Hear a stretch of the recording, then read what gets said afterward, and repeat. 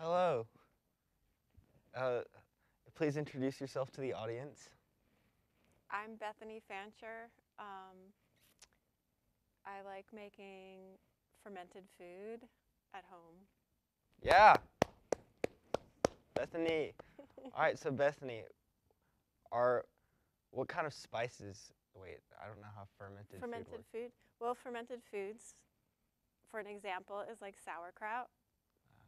And it's very simple to make. You just have a cabbage and you chop it up like as if you were making coleslaw, like those kind of slices. You can put it in a bowl. You put some salt on it. You actually put quite a bit of salt on it, but it's to your taste. And then you massage it, which actually breaks it a little bit, and it makes the juice come out.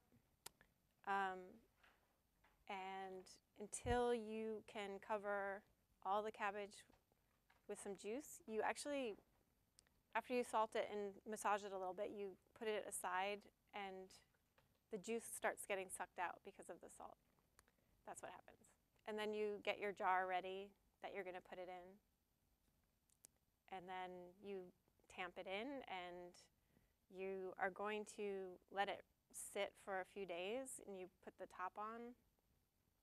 And every once in a while, when you check it, you loosen the top, and it like lets out some bubbles. It like seriously has gas, and it smells like the worst. But you let out some gas every once in a while, and you leave it there for a few days, and it starts fermenting. And it does that because on the cabbage itself are like the bacteria is already within the cabbage that make it ferment. And it's very good for your digestive system, your immune system. Yes. All right, so it's getting colder. So where do you normally like shop to get like your clothing for the colder times? TJ Maxx. All right, so I mean, or online, I guess. online. I've had the same winter coat for many years because that company went out of business. All right, well, it was great to have you on the show. Thanks for having me. Thank you, and I'll see you guys next time.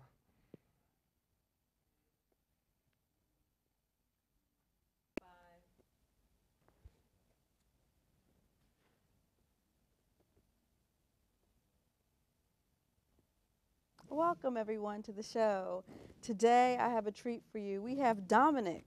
He's been traveling the world, playing his guitar all over the place, and as I promised you, he is going to answer calls from his fans. Are you ready, Dominic? No.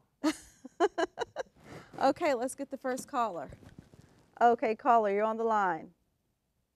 Okay, I will ask him that question for you. Just stay tuned and listen. Bye.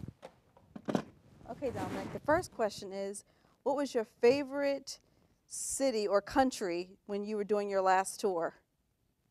America. America. Yes. Okay, so let's get more specific. What city or town in America was your favorite gig? Las Vegas. Las Vegas? Yeah. Okay, so the viewer wants to know, so give them a little bit more detail about that. We were in Las Vegas, but not really, because that never happened. Yeah, I don't have a story for that. Okay, Dominic, we'll get the next caller. Okay, caller, what is your question for Dominic? All right, just continue to watch and he'll answer that question for you. Thank you. Caller wants to know, what is your favorite hair gel? Axe Body Men hair gel. What is that? Axe hair gel, like that you get at the store. Okay. Yeah. How long have you been using it? A long time, like years, I guess. How did you find out about the product? it was in the store, and I bought it one day and then just kept buying it. Okay. Would you like to take another call, or do you just want to tell your fans about where you're going to be on your next leg of your tour? I will take another call. Okay. Okay, caller, what is your question for Dominic? All right, I will definitely ask him that question. Just stay tuned and watch, and he'll answer that question for you. Thank you. Where are you going to go on your next leg of the tours? India, Okay, what part of India? all of it. Oh, okay. Are you headlining, or are you going to be with other bands? What's going on? Headlining. Okay. Who's going to go? What other bands are going to go out there with you? None of them. None of them? It's just me. I changed my mind. Okay. So I'll just ask you a question. We're not going to take any more calls. So, Dominic, I just want to thank you for coming, and Yeah. much success on your tour. Okay. All right. Thank you.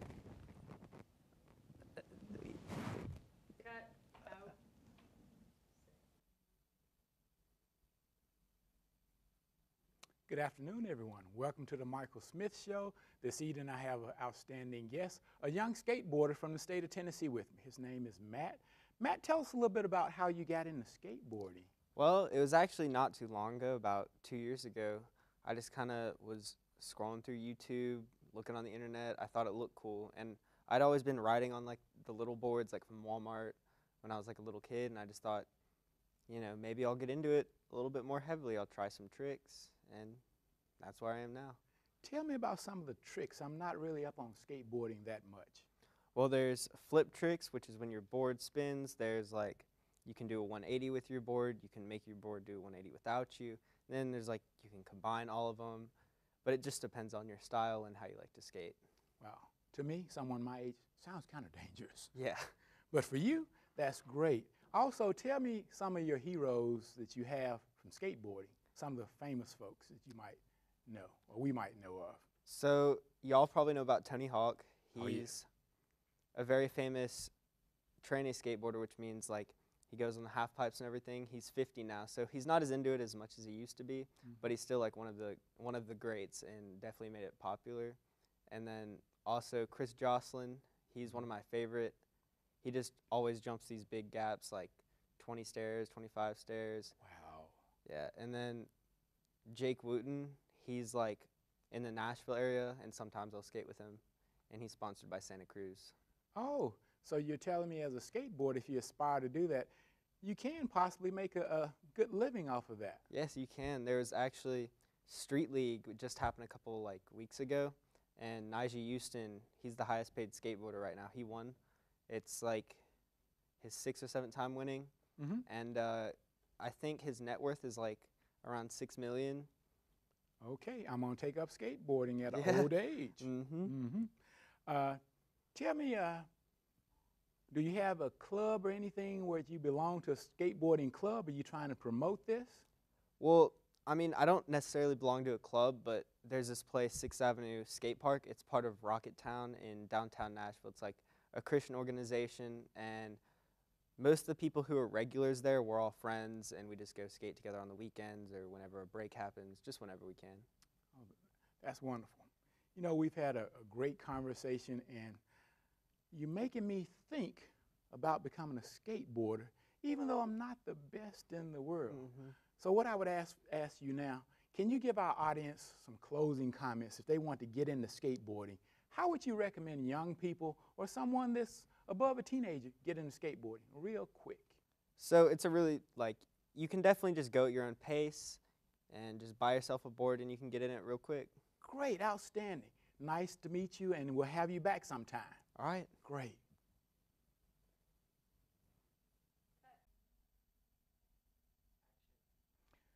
Hello, everyone. It's time for another episode of I Love Leisure. And today, for your benefit, I have a person that is a pro at recommending leisure. And our guest today is Laura. Please welcome her. Hello, everyone. It's a pleasure to be here. Okay, expert on leisure and vacation. So, what is your favorite place to have leisure and vacation? Well, one of my favorite places that I've been to is Greece. I enjoyed going there. It was really a lot of fun. The food and the beaches was really great. Loved it. And seeing the ancient ruins. It was awesome.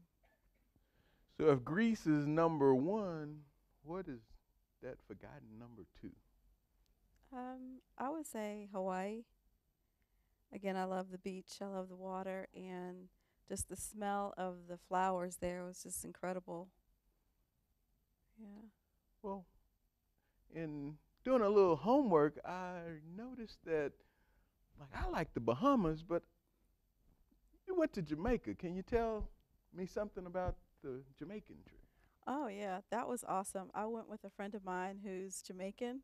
So we got to go to a lot of different islands and to eat a lot of good Jamaican food. And I remember one time, I don't know if you've ever been to Jamaica, but have you ever gone on one of the taxi rides? Yes. They're unforgettable, aren't they? I went on one ride that I wish I didn't go on. Matter of fact. I remember my friend and I, we were in one part of Jamaica trying to get to another to catch our plane, and we had to take a taxi, and it was at night. And we were going around this mountain, and the cab driver had this car where like you could almost see the ground whatever it was just a really beat up taxi. And he was driving really fast. I didn't know if I was going to make it. I prayed the whole time, praying that we would get to our destination safely. But man, and you could just see, like, they didn't have lights. So it was just really dark and very scary. So, what are the primary benefits of going on vacation that you see as getting leisure? Does it help with your stress relief? Absolutely. I say that whenever you can get away, you should do it, even if it's like Gatlinburg or Knoxville or Chattanooga or Memphis. Just being able to get away and do something different, to get your mind off of work and things like that so that you can just relax and have a good time. Excellent, excellent. I'm very happy to have had you here today. And anybody who want to know how to relax and be leisure, they learned a few things from you today, because better to have an axe once it gets dull, you want to sharpen it. Hello, everyone, audience. Today we're going to talk about children, adult children. Today I have on my show Mr. Milton Bryant. He's a single parent who raised 2 children by himself. Mr. Bryant, want to introduce your children? Sure. Talk a little bit about your children. I apologize. I have 2 wonderful children. Both of them are adults now, 35 and 36. My son's name is Milton Darnell Bryant II, named after me, of course. And my daughter's name is Ashley Elena Bryant. And I'm quite proud of both of them. Both of them have 2 master's degrees. My son was actually the STEM Teacher of the Year in America in 2015. My daughter, she's a technical writer, and she's also an author. She's have several written articles and things like that I'm very proud what she's done. Both of them are University of Maryland grads, so I'm very happy. You sound like a proud father, Mr. Bryant. Do you have any grandchildren? Yes, I have a granddaughter. Finally, 35 years old, he finally had a grandchild. But that was okay. Demi is a wonderful grandchild. She's rambunctious. She loves to crawl around, and everything she touches, she pulls it down. So as a grandfather, have you spoiled her rotten, or is a grandmother spoiled her? Me? No, absolutely. I don't spoil children. But the grandmother, I think she mailed her a package 365 days in a year. Probably 300 days she got a package. Oh, that sounds like a great grandma. She does a great thing. That's a wonderful thing. Grandma's doing great things for the grandbabies. So are you planning to have any more grandchildren? You think you guys will have more? Or would you love to have more? How many grandchildren would you like, though? 2 is the limit for them. 2 will be the limit for my daughter, too, probably. 2. It's a nice round number. And so, when we were growing up, you took time keeping the children during the summer. You think maybe you'll keep your grandchildren during the summer? On occasion, not too often. Okay. And what, you do fun things with the grandchildren like you did with your children? Some. Okay. And they'll probably grow up to be fabulous like your son and daughter, huh? Expectations, yes. Expectations. All right. So since you're a single father, are you looking for someone? Not at this time. Okay. I mean, you're a nice-looking man and everything. Maybe you need a wife or something. No, that would bring complications into our equation. All right. Well, Mr. Bryant, it was good talking to you today. I mean, you really were a good guest on the show. In the future, when you come to my show, I'd like for you to take your legs down and sit there and look more studious and everything, because I asked you to put your leg down when you came here. Said I was going to put you off my set. Yes, you're a gracious host, and maybe next time I will listen to you. I know. So you want to argue with me, and I'm the host. No, I never argue with the host. But you shouldn't talk. Now, you want to get paid for this, right? I know. But I'm not going to pay you. All right. Well, thank you anyway, Mr. Bryant. Have a good day. You too. Other things to say. Only. Hi, welcome to this week's edition of Teen Talk. I'm your host, Lisa, and I am super excited today to introduce my guest, Tony. Tony is an expert in both individual and youth team sports. And this week, we're specifically going to focus on the benefits of team sports for youth. Welcome. Thank you for having me here today. Let's talk about things that I learned growing up when I played youth football. By playing football, I learned things where I am not the sole reason an outcome happens, but I have teammates that have roles and responsibilities, and I have a role and responsibility. And by executing on my responsibility, I had to learn to communicate and trust my teammates that they would do their role and not me try to do my job and their job, because that's when failure happens. So as a coach, how do you instill that sense of, one, trust, and two, helping to master the skill? As our coach said in the old saying, practice, practice, practice. Of course. And each person, we had groups that you had to learn your assignments. And so the group that did this job, they all worked together and made each other better.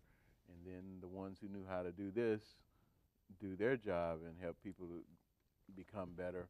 And it's generally where you have experience, where a person that's generally a grade up or more, they're able to help teach one. So everyone brings each other up. And again, through teamwork, you learn things like leadership and responsibility, and those things play further in life.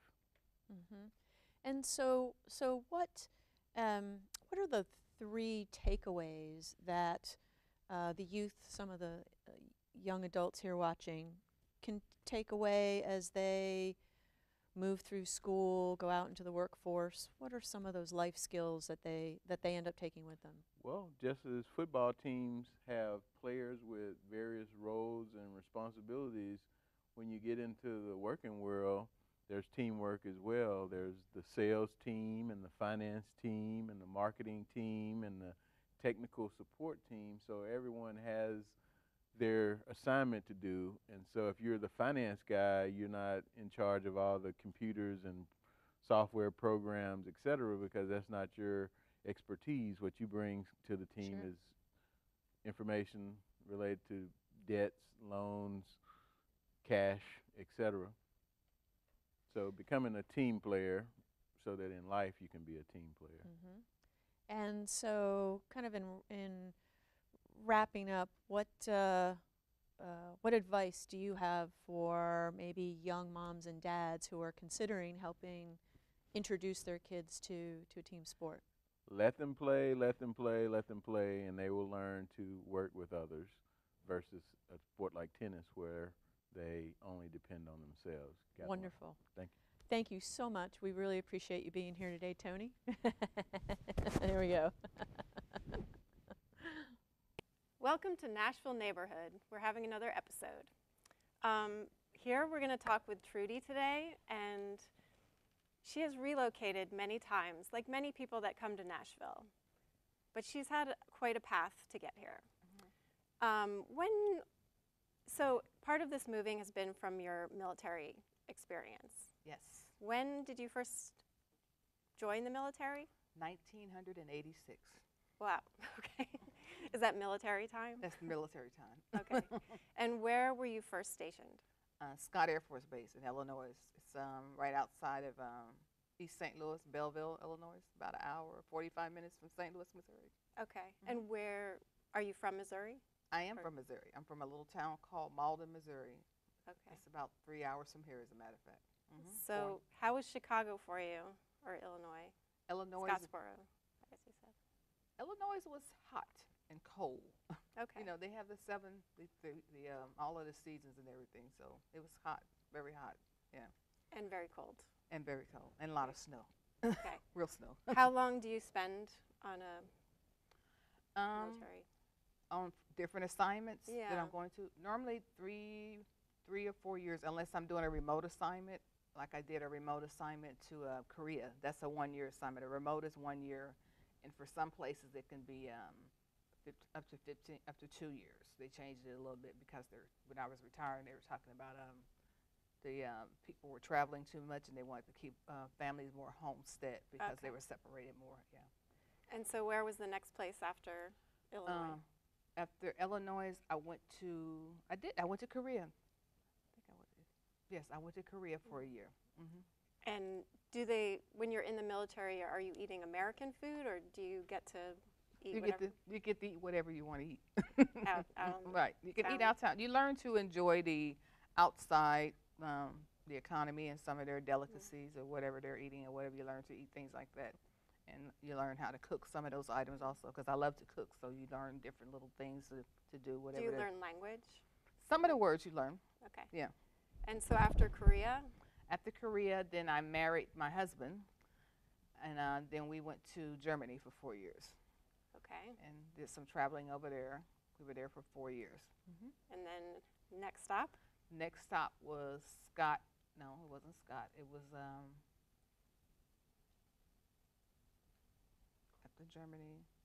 Then we went to California. Okay. And how many more places till you got to Nashville? Till I got to Nashville. I was retired when I came to Nashville. Okay. So I did after California, then I went back then we went to Japan for 4 years. And then after Japan,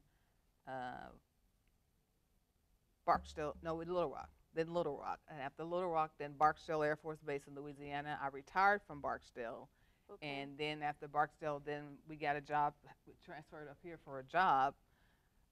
Well, after that, he had a job down there at that area. Okay. Yeah. Thank you for that roundabout way of getting to Nashville. I got salt.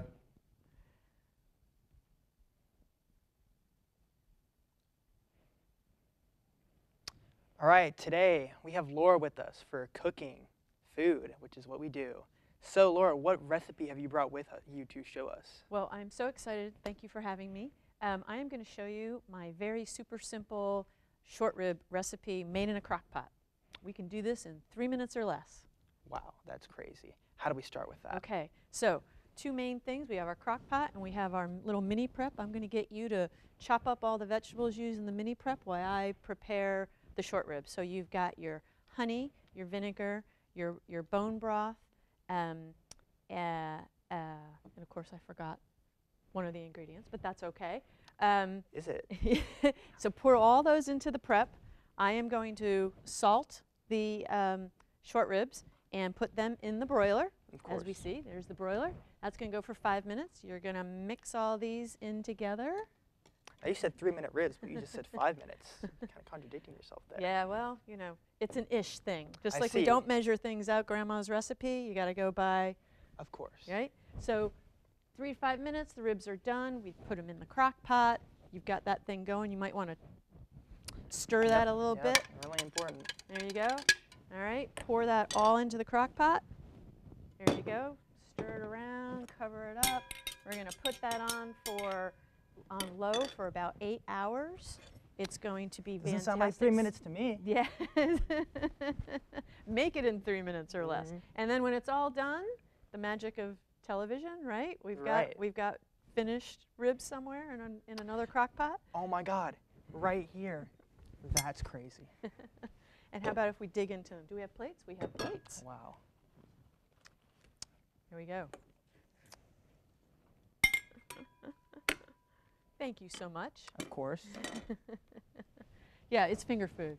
We'll definitely So finger food. where do cows live? That's where these come from, right? What are cows? Yeah, so it's a great question. Like, You mean where do the ribs come from? of course. I think yeah. the ribs come from the short rib on the animal. Wow. They're, as you can see, they're big, meaty, juicy, got a little good fat on them, gives them a lot of great flavor. Well, that's just so crazy. And it's been a pleasure having you. It always is on this fine cooking establishment television show. So, is there any closing statement you would like to make as far as this goes of your experience here in cooking? I'm looking forward to next time what you throw at me, Of course. what I can bring to make for you and the team. Good to hear. Well, I'd like to say thank you to our audience for coming out here. It's been a good time. I appreciate it. Great having you. Yeah, thank you so much.